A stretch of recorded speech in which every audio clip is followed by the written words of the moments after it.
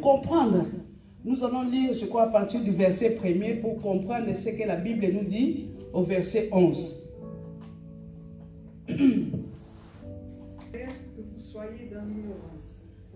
Vous savez que lorsque vous étiez païens, vous vous laissiez entraîner vers les idoles muettes, selon que vous étiez conduits. C'est pourquoi je vous déclare que nul, s'il parle par l'Esprit de Dieu, ne dit Jésus est anathème, et que nul ne peut dire Jésus est le Seigneur si ce n'est par le Saint-Esprit en tous. Or, à chacun, la manifestation de l'Esprit est donnée d'utilité commune. En effet, à l'un est donnée par l'Esprit une parole de sagesse, à un autre une parole de connaissance, selon le même Esprit, à un autre la foi par le même Esprit, à un autre le don de guérison par le même Esprit, à un autre le don d'opérer des miracles, à un autre la prophétie, à un autre le discernement des esprits, à un autre la diversité des langues, à un autre l'interprétation des langues.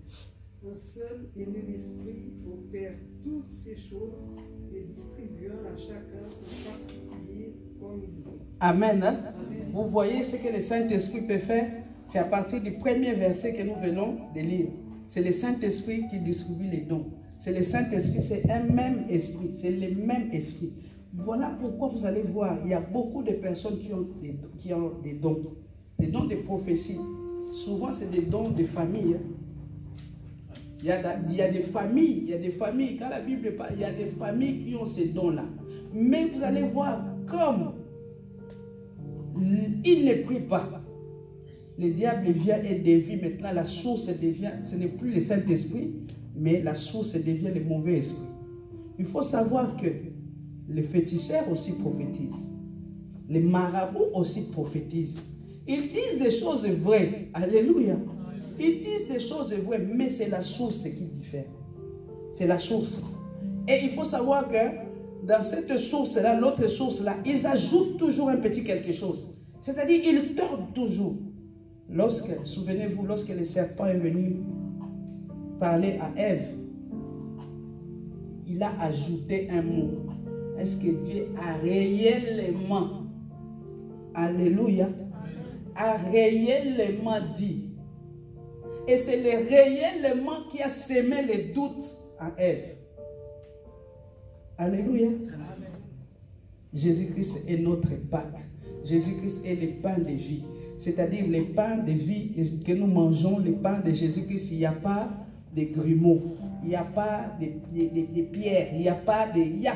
Mais le diable avec son pain, il y a toujours quelque chose, tu vas croquer, il y a du sable et ça fait mal. Mais le pain de Jésus-Christ, il n'y a pas de sable, il n'y a pas de grains de sable, il n'y a pas de cailloux, il n'y a pas de paille, il n'y a pas des épines. Alléluia. Faisons très, très attention, surtout dans les domaines prophétiques. Faisons très, très attention. Il faut savoir que le Saint-Esprit, nous parlons toujours du rôle de l'Esprit Saint. Le Saint-Esprit agit. Le Saint-Esprit est dans l'action. C'est-à-dire, il agit.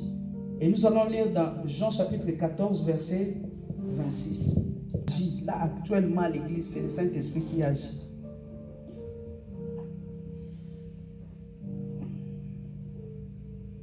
C'est à qui? L'Esprit, le consolateur, l'Esprit que le Père enverra en mon nom. Le Saint-Esprit vient au nom de qui? Non. De Jésus. Amen. Amen. Le Saint-Esprit que le Père enverra en mon nom, dit Jésus, vous enseignera toutes choses et vous rappellera tout ce que je vous ai dit. Vous savez, c'est le Saint-Esprit qui rappelle à notre souvenir ce que Jésus-Christ a fait ou ce que Jésus-Christ... Des fois, ça ne t'est jamais arrivé que tu es en train de prier et tu cites des versets que toi-même tu ne sais pas retrouver dans la Bible. Mais le Saint-Esprit te met les paroles. Alléluia. Le Saint-Esprit te met la parole, c'est-à-dire il agit. Il y a des moments quand tu pries, tu commences à prier en accord avec la parole, mais des fois, cette parole-là, tu n'as